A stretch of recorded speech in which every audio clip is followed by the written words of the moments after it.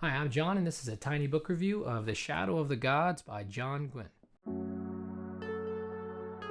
Just a reminder, they're tiny reviews of books, not necessarily reviews of tiny books. This is not really a tiny book per se, but it's nothing crazy. The Shadow of the Gods is a Norse-inspired fantasy novel. It's a trilogy. This is the first of the trilogy. Follow three different protagonists in a world where the gods are all dead and have almost destroyed the world in their last fight.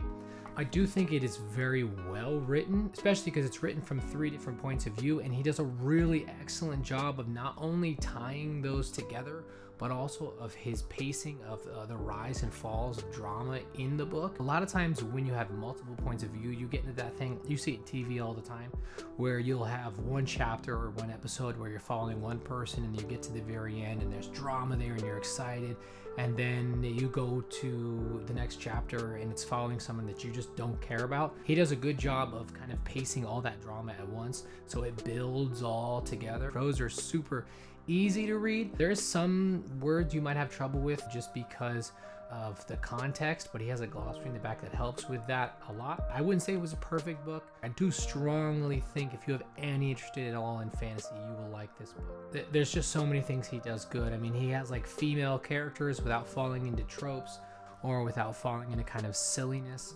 He has combat without falling into like superhero kind of nonsense. I think the central theme, if I had to pick one, is freedom versus slavery, but not necessarily slavery imposed by others, but slavery imposed by our own beliefs and our own oaths, our own promises that we've made to people who aren't even here anymore. That is why we fight so hard for each other. We do not abandon the living. We do not abandon those we have sworn oaths to. So again, it's smart too. So it's entertaining and it's fun and it's quick, but it's a smart read too. Really, really recommend it. It is kind of the example of how you can do all of them at once.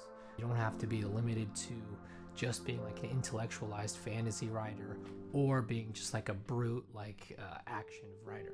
As far as ratings, if you don't know the way that I rate books, if it's a 4 or above, that means I think everybody should read that book. If it's a 3 to 4, I think certain people should read that book, maybe if they're interested in the genre. And if it's below a 3, I basically recommend that nobody read that book.